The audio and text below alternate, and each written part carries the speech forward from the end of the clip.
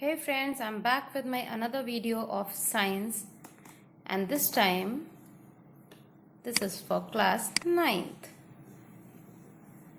So before continuing with the chapter and knowing more about science with my fun fact which I give in the last, I'd like to request you to kindly subscribe my channels to get updated regarding the next video. So here we begin. We have seen a child growing into an adult, a seed growing into a plant. But have you ever noticed how they were generated? What was the initial stage, the smallest form, when the process started? Have you ever thought about it? They started from a cell. And in today's video, we'll study about the cell, the fundamental unit of life, that is cell. So, have you ever heard about this word cell? I hope you have heard it in many places, like a prison cell or a cell phone that you use nowadays, a battery cell used in a torch. But here for science, the cell is a body cell. So let's understand what is cell first. After going through this video, you will be able to understand the structure of cell, what the cell is made up of, why is plasma membrane called selectively permeable membrane, and how the exchange of gases takes place in the cell. We'll answer them one by one. Let's first understand what is cell. Cell is the smallest unit of life that makes all life form, including you and me. So, we all are formed initially from a cell. Whether it's you, me, animal, plants, anything that lives, that have life in it, initially started from cell. The cell is the basic living unit that can perform life functions. It was first discovered by the scientist Robert Hooke. He discovered it in a cork, that is a substance made from the bark of the tree. And we know the bark of a tree is a living substance. So, Robert Hooke, the scientist, what he did is he took the cork sample and put it on a slide and observed it under the microscope. And while observing, he found this kind of structure. Can you connect this figure with something that you have seen? Yes, you have seen honeycomb, na? Baraiya ka chhatta? Yes, exactly. The honeycomb. It looked like honeycomb, and as the honeycomb have small chambers in between, hence he called them cells, those small chambers. And have you ever noticed any cell? Have you ever seen any cell? This kind of structure, have you seen it anywhere? I hope not, as the schools are not going on. Otherwise you would have been able to see them under a microscope. But as the schools are off, I'll show you a small kind of connecting pictures which can show you how you can study a cell. Take out the peel of the onion, the skin that is inside, you can see in the image. Take out that, place it on a slide and put some glycerine just to keep it wet. If it will dry up, then you won't be able to see the cell. So just to keep it moist and wet, put some drops of glycerine and a stain, that is a saffronine or some iodine solution. Then study it under a microscope. When you will place it under a microscope, you will get such a structure. You can see, as the pink stain, that is saffronine, was used, hence the color changed to pink. And here you can see various cells. Is it clear? Yeah. So the cells, as you can see in the image, they are of various kind. They are of various shapes, various types. This is a microscopic view of few of the organisms. Here you can see the picture. What you find, what is the similarity between them? Can you find any similarity? Just think about it. Go through the picture once again. What is the similarity between them? I hope you are able to understand that they all are made of single cell, and hence they are unicellular organism. So what is unicellular organism? Organisms that are made up of only one cell that carry out all the functions needed by the organism are called unicellular organism, and they include bacteria, protists and yeast and many more. You can see in the image the single cell. See the one single cell. Here also one single cell is visible. Here one single cell. See? So they are made up of only one cell. Hence they are called unicellular organisms. But are all the organisms unicellular or single celled? Think it. Yes, you are right. No. All the microorganisms are not single cell. Microorganisms have several cells grouped together and they are called multicellular organisms. Every multicellular organisms come from a single cell and produce cell of its own kind. Do you think that the cell move? Or do all the cells look alike? Or are all the cells of same size? And most importantly, how could you make out whether it's a single cell or multicellular? To answer all such questions, we have to observe them under the microscope. Here you can see a chart. Due to the size variation, few are visible with naked eyes, whereas few are not visible with the naked eyes.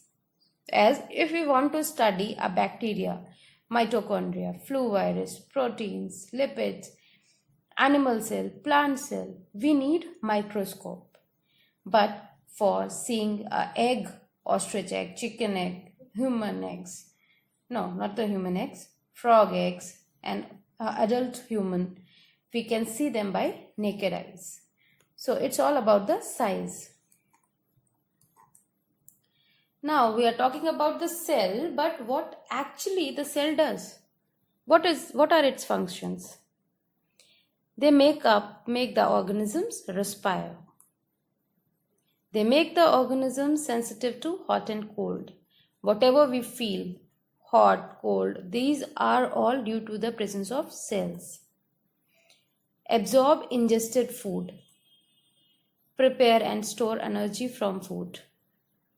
Fight infections. Make the organism think, feel, remember, move. Control chemical reaction inside the cell. Protect against injuries. And even causes disease in the organisms. These are all the functions of the cell. In unicellular organism, as we have seen, that they are made up of only one cell. So the same cell performs almost all the listed functions. From respiration to ingestion to digestion to excretion, all the functions are performed by a single cell. However, in multicellular organisms, different kinds of cell perform these functions. In fact, they get specialized to carry out different functions.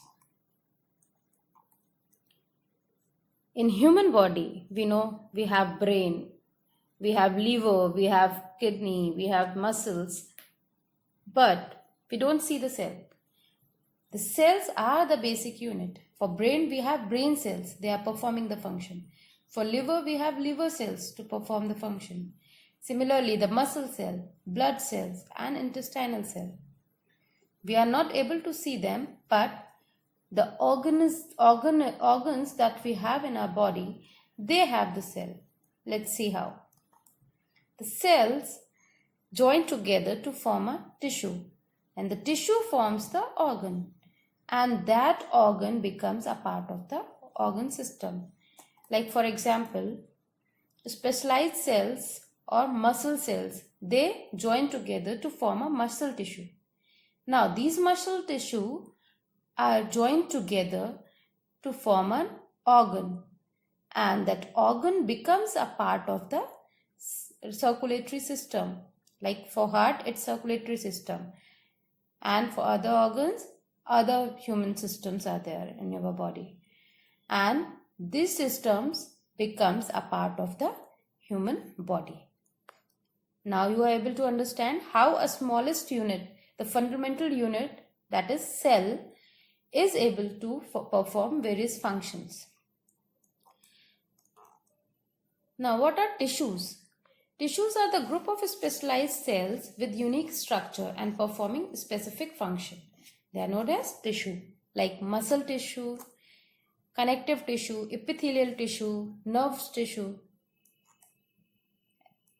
An organ, the tissues of different kind team up together to make up an organ.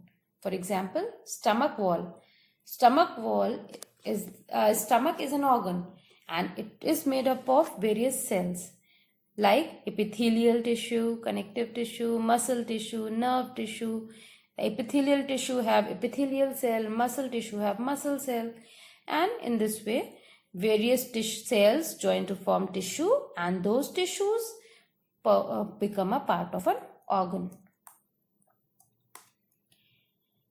But what are these cells made up of? How they are able to do so much work? Under high magnification, we can see the nucleus and observe various structures within the nucleus. And these structures are called cell organelles. They are the main thing that perform the functions inside the cell. So, what performs the function inside the cell? The cell organelles. Let's see an animal cell. So, as you can see the structure here, the outermost layer is the cell membrane.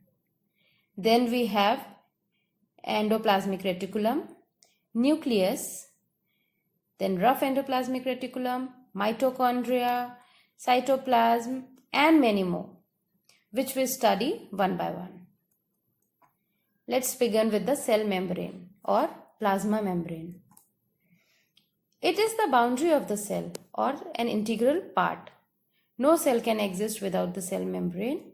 It allows or permits the entry and exit of some material in and out of the cell, and at the same time it prevents the movement of some other material, and hence it is called the selectively permeable membrane. So there was a question that we have mentioned earlier, why cell membrane or plasma membrane is called selectively permeable membrane. The answer is, it permits the entry and exit of some material in and out of the cell and prevents the movement of other material. Hence, it is called selectively permeable membrane. I hope this is clear to you. Some substances like carbon dioxide, which is a cellular waste, are required to be excreted out of the cell in the cell's external environment. So, how this will take place? The concentration of carbon dioxide is low outside as compared to inside. And we have studied diffusion previously. So, what is the diffusion?